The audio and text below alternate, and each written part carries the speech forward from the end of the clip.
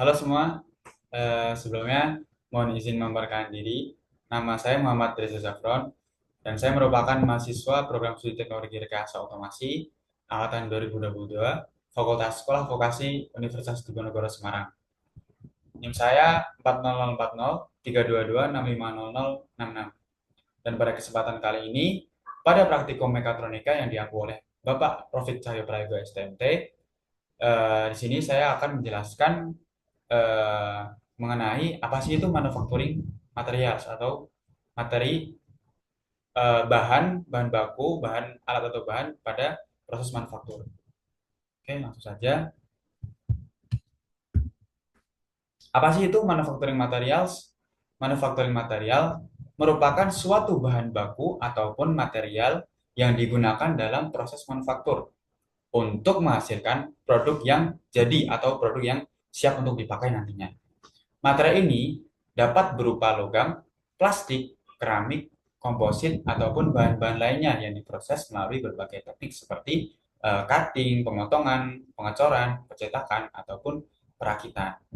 Mungkin di sini seperti pengalaman saya pada PT Smelting itu ya, itu kan ada suatu proses manufaktur di sana yang demi menghasilkan bahan berupa alat berat. Nah, di situ bisa kita pelajari pas kita KKL kemarin. Oke, lanjut.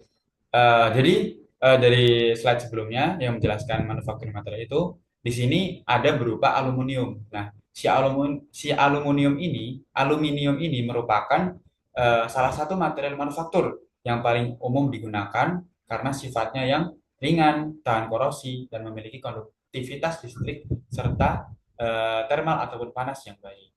Di sini aluminium juga merupakan ini ya suatu bahan yang paling sering digunakan atau paling sering kita lihat lah di kehidupan sehari-hari kita. Jadi sifat si aluminium ini yang pertama itu ringan, yang kedua tahan korosi, yang ketiga memiliki konduktivitas yang tinggi, lalu yang terakhir mudah dibentuk. Maka dari itu si aluminium ini sering digunakan. Maka kita juga sering lihat kan apa itu aluminium. Terus kemudian ada juga di apa namanya manufaktur material ini ada jenis lain ataupun macam lain ya ini stainless steel. Stainless steel ini merupakan paduan besi yang mengandung minimal 10,5% kromium yang membentuk lapisan oksida pelindung pada permukaannya. Sifat daripada stainless steel ini yang pertama yakni tahan korosi, yang kedua kuat dan tahan panas, dan yang ketiga higienis.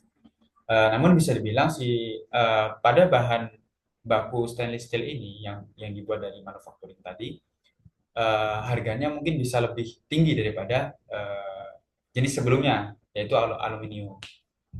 Okay. Next yaitu ada carbonized steel.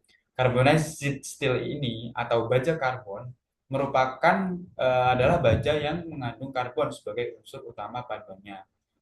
Semakin tinggi kadar karbon, maka semakin keras dan semakin kuat baja tersebut. Tapi juga menjadi lebih rapuh dan sulit untuk dibentuk. Nah, ini di sini juga bisa dilihat gambar-gambarnya ya. Carbonized steel ini memiliki beberapa karakteristik. Yang pertama, memiliki kekuatan yang tinggi. Lalu yang kedua, kurang tahan korosi. Dan yang terakhir, biaya produksinya relatif rendah daripada produk-produk sebelumnya ya, yaitu aluminium sama yang terakhir tadi stainless steel. Oke, next galvanized steel. Galvanized steel. Galvanized steel ini atau baja galvanis adalah baja yang telah dilapisi dengan seng. Di sini unsurnya zinc atau Zn untuk meningkatkan ketahanannya terhadap korosi. Proses galvanisasi ini dapat melindungi baja daripada karat dan oksidasi, sehingga menjadikannya lebih tahan lama dalam berbagai kondisi lingkungan, terutama di area yang lembab atau terkena air dan udara terbuka. Itu ya, kayak yang mungkin sering kita lihat di apa namanya perusahaan-perusahaan yang ataupun rumah-rumah yang mungkin memakai galvanized steel ini bisa lebih aman tentunya. Di sini karakteristik daripada galvanized steel ini pertama tahan korosi, yang kedua tahan lama, dan memiliki daya tahan yang lama, dan yang terakhir lebih ekonomis. Terus juga lebih awet dan seperti itu. Kemudian pada manufacturing materials lainnya jenisnya ada HDPE atau High Density Polyethylene. Oke, HDPE ini adalah jenis plastik ataupun termoplastik dari kelompok polietilena yang memiliki densitas yang tinggi.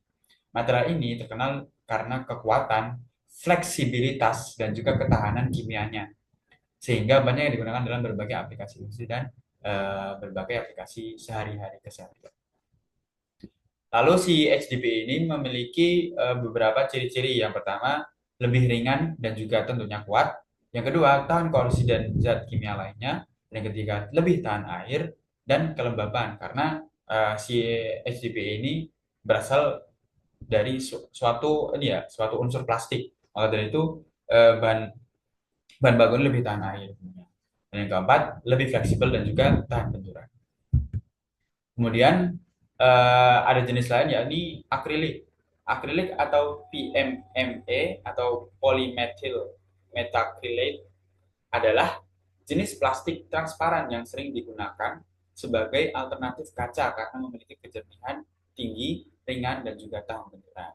Untuk sifat-sifatnya yang pertama yakni ada transparan dan juga jernih, yang kedua ringan dan lebih kuat, yang ketiga tahan cuaca dan sinar UV, dan yang keempat isolator listrik yang baik atau tahan listrik tadi. Oke, next mungkin cukup sekian beberapa jenis-jenis manufacturing material yang sudah aku jelaskan. Semoga bermanfaat. Kurang lebihnya saya mohon maaf. Terima kasih. Wassalamualaikum warahmatullahi wabarakatuh. Sampai jumpa.